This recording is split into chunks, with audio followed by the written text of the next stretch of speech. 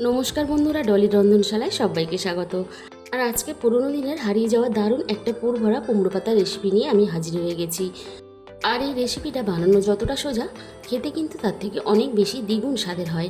আর এই রেসিপিটা ঘরে থাকা সমস্ত উপকরণ দিয়ে তোমরা খুব সহজেই বানিয়ে নিতে পারবে। তাহলে আজকে রেসিপিটা শেষ পর্যন্ত দেখার জন্য তোমাদের কাছে আমার অনুরোধ রইল।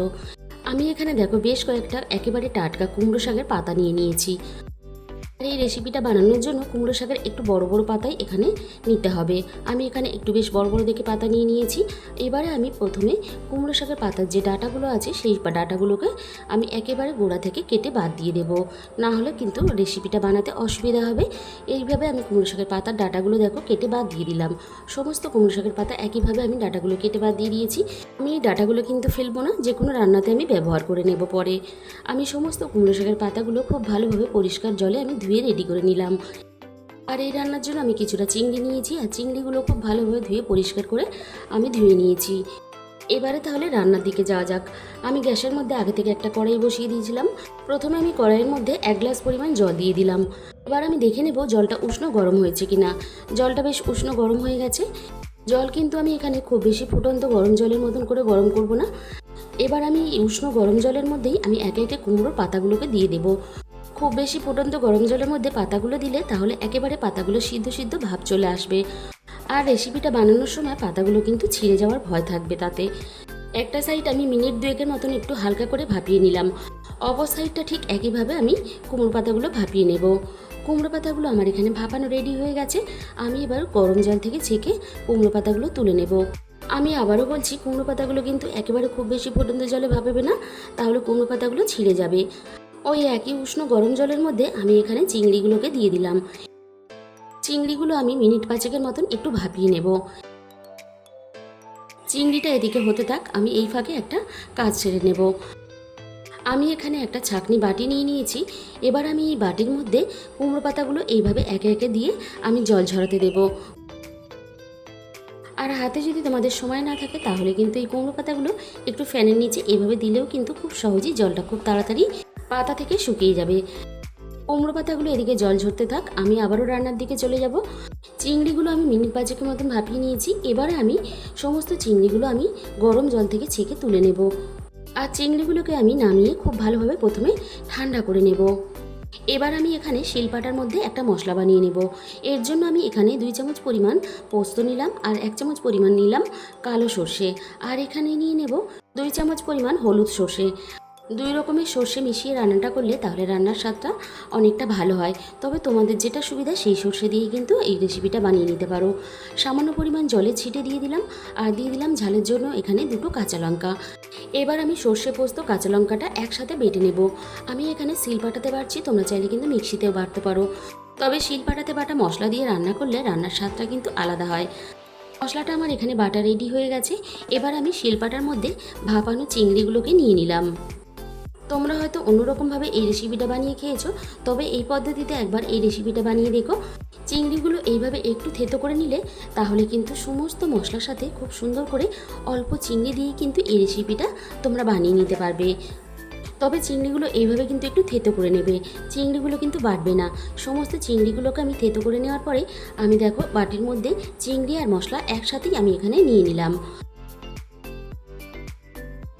এবার আমি চিংড়িগুলো এইভাবে হাত দিয়ে একটু ঝুরো ঝুরো করে নেব, না হলে কিন্তু চিংড়িগুলো থেতো অবস্থায় গোটা গোটা থাকলে ভালো লাগবে না।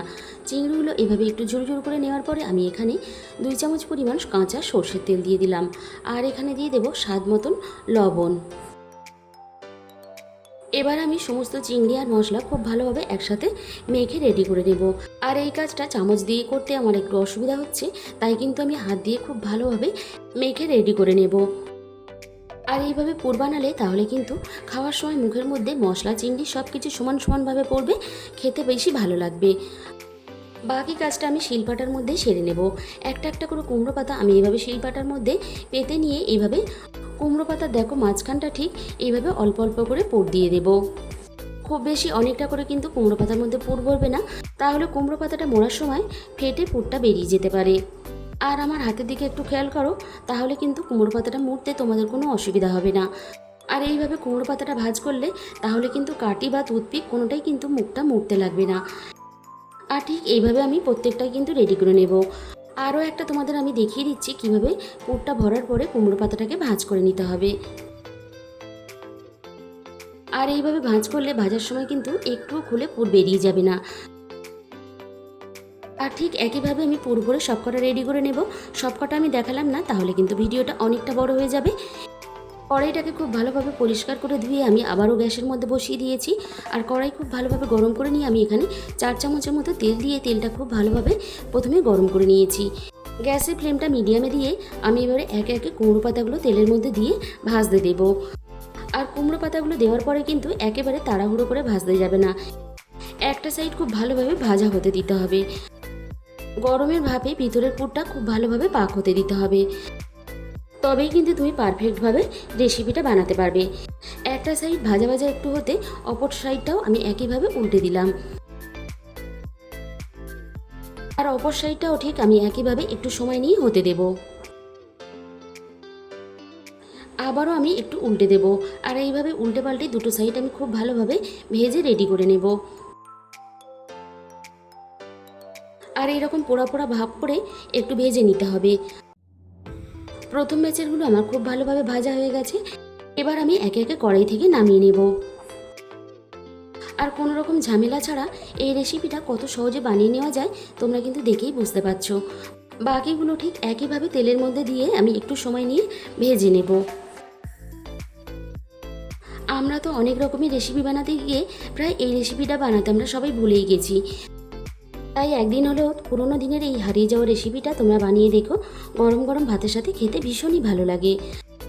আর বাড়িতে বানিয়ে খাওয়ার পরে যদি তোমাদের ভালো লেগে থাকে তাহলে অবশ্যই কমেন্ট বক্সে জানাতে আমাকে ভুলো না। তাহলে বন্ধুরা, আজকের এই রেসিপিটা ভালো লাগলে প্লিজ একটা ভিডিওতে লাইক করে দিও। আর নিজেদের বন্ধুদের মধ্যে প্রচুর প্রচুর শেয়ার করো। আর যে সমস্ত নতুন বন্ধুরা এখনও পর্যন্ত আমার চ্যানেলটাকে সাবস্ক্রাইব করোনি, চ্যানেলটাকে সাবস্ক্রাইব করে পাশে থাকা বেল আইকনটা অল করে দিও। তাহলে আমি যখনই কোনো নতুন রেসিপি আপলোড করব সবার আগে তোমার কাছে পৌঁছে যাবে। আর তোমাদের মূল্যবান সময় দিয়ে রেসিপিটা শেষ পর্যন্ত দেখার জন্য তোমাদের সবাইকে অসংখ্য ধন্যবাদ। তাহলে আজকে এই পর্যন্ত।